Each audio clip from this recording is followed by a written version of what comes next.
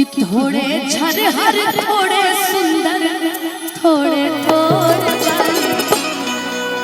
हमरा खातिर ना हो, हमरा रंजना भाभी जी खातिर बा कि थोड़े झरहर थोड़े गोल थोड़े थोड़े बाड़ी अका अनेता बेजोड़ बाड़ी। काहे से कि जौन महिला एगो घर चला सकेले, एगो परिवार चला सकेले, वो एगो समाज चला सकेले, वो पूरा देश भी चला सकेले। का जी महिलाएं सहमत है ना इस बातों से? तू लोग तो खाली सोच सवर के आइल बड़ू यार, लेकिन बड़ा बड़ा बढ़िया लगत रहे जब दूर दूर से हमार चाची माई बहन लोग हमार भाभी के आशीर्वाद देवे खातिर जब उपस्थित भइल बड़ी। हम ये चाहब कि इहे जोश, इहे भीड़, इहे सारा चीज वोट के दिन भी दिखे के चाहिए। दिखी ना?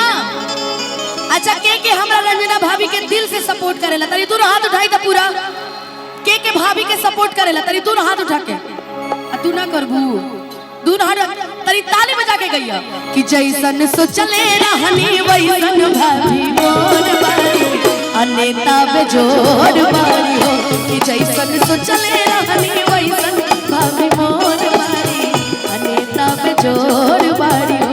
थोड़े झरहर पाता थोड़े झरहर पातर थोड़े थोड़े गोर बारी अनेता बेजोड़ बारी हो कि जैसन सोचले रहनी वैसन भाभी मोर बारी अनेता बेजोड़ बारी हो। थोड़ा सा रास्ता क्लियर कर दीजिए मंच के दाहिनी साइड। आपके बीच गोलू राजा जी का आगमन हो रहा है, साथ ही साथ छोटे बाबा भी आ रहे हैं। वाह! और आइए हमारे बीच बहुत ही अच्छे मंच उद्घोषक विक्की तिवारी जी भैया उपस्थित हैं। मैं सीधे सीधे इनको माइक सौंपता हूँ। हेलो, हमारी अनुपमा जी गा रही हैं, एक बार इनके लिए जोरदार ताली आप सब बजाइए। और अभी हमारे बीच में भोजपुरी सुपरस्टार गोलू राजा का आगमन हुआ है, जोरदार ताली बजा के स्वागत करिए।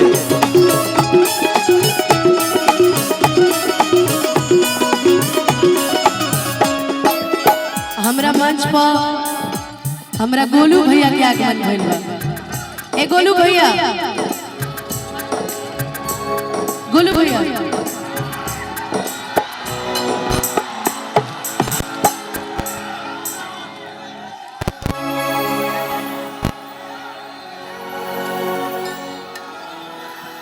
एक बार जोरदार ताली बजा दीजिए गोलू भैया के लिए कि भाभी जी तबाड़ी हमारा आन बान सान हो। अच्छा दी हमरा के झंडा दी ये नहीं बाटे हम नी के सम्मान हो।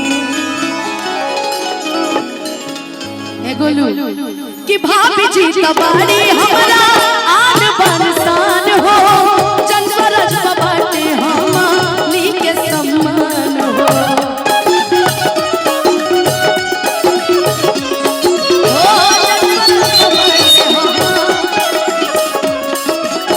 भाभी जी तबाड़ी हमारा मंच को कृपया खाली करवा दे, मंच पर कृपया खाली करवा दे। बाउंसर लोग साइड से सुरक्षा दे, बाउंसर लोग साइड से सुरक्षा दे। मंच को कृपया खाली करवा दे। दर्शक बिन को दर्शक बिन में रहने दे। मंच को खाली करे और बाउंसर लोग साइड से सुरक्षा करे।